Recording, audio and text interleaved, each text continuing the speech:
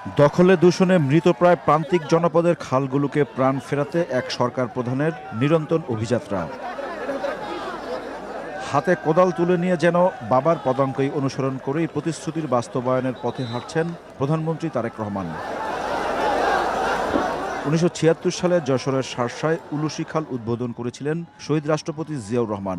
5 দশক পর সেই খাল পুনর্খননের সূচনা করলেন প্রধানমন্ত্রী তারেক রহমান। পরে সুধী সমাবেশে প্রধানমন্ত্রী বলেন, কেউ যদি বিভ্রান্তির রাজনীতি করে দেশে বিশৃঙ্খলা সৃষ্টি করে, মানুষ তার জবাব দিবে।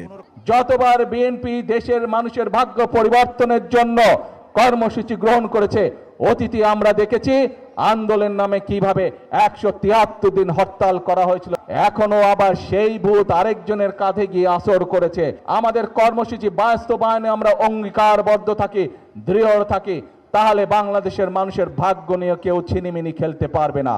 বাংলাদেশের মানুষের ভাগ্য নিয়ে কেউ যদি ছিনিমিনি খেলতে চায়, ইনশাল্লাহ 5 তারিখে যেভাবে বাংলাদেশের মানুষ জবাব দিয়েছে, ভবিষ্যতে বাংলাদেশের মানুষ ইনশাল্লাহ সেভাবেই জবাব দেবে। বাছাইকৃত কাঁচামাল ও স্বয়ংক্রিয় ইউরোপিয়ান মেশিনে তৈরি হয় all time honeycomb, all time healthy life.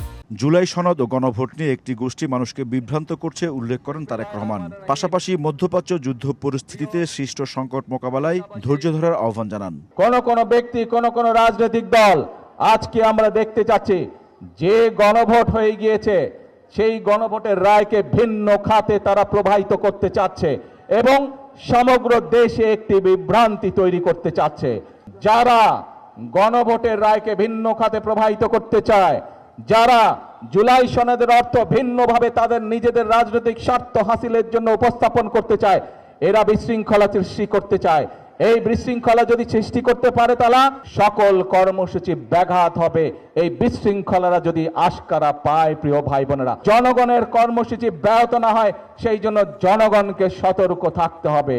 মেয়েদের অবৈতনিক শিক্ষার ডিগ্রি পর্যন্ত করার ঘোষণা দেন সরকার প্রধান। বলেন, কৃষক কার্ড, ফ্যামিলি কার্ড সহ মানুষের জন্য বিভিন্ন কর্মসূচি বাস্তবায়ন করছে তার সরকার। শীঘ্রই এলপিজি কার্ড চালু করা হবে বলেও জানান তিনি। শুধু মেয়েদের শিক্ষা ব্যবস্থা আমরা ডিগ্রি পর্যন্ত ফ্রি করব না, একই সাথে আমাদের যে মেয়েরা ভালো রেজাল্ট করতে পারবে তাদের জন্য আমরা উপবৃত্তিরও ব্যবস্থা করব সরকার থেকে, যাতে করে তারা আরো উচ্চতর শিক্ষা লাভ করতে পারে। সারা দেশের মায়েদের কাছে আমরা যেরকম ফ্যামিলি কার্ড পৌঁছে দিচ্ছি, সেরকম আরেকটি কার্ড দিতে চাই, সেটি হবে এলপিজি কার্ড, এলপিজি গ্যাস। এটি আমরা মা বোনদেরকে পৌঁছে দেব।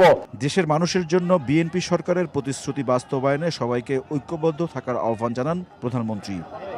তারেক রহমানের খালকাটা কর্মসূচি কেবল একটি উন্নয়ন প্রকল্প নয়, ইতিহাসের পুনর্জাগরণ। জিয়াউর রহমানের হাত ধরে যে কৃষি বিপ্লবের সূচনা হয়েছিল এই অঞ্চলে, খাল পুনর্খননের ফলে উলুশির মানুষ বিশ্বাস করে এই উদ্যোগ আবারও তাদের জীবন বদলে দিবে, ফিরে আনবে হারানো সমৃদ্ধি। ইমরুল আহসান, সময় সংবাদ, শার্শা, যশোর।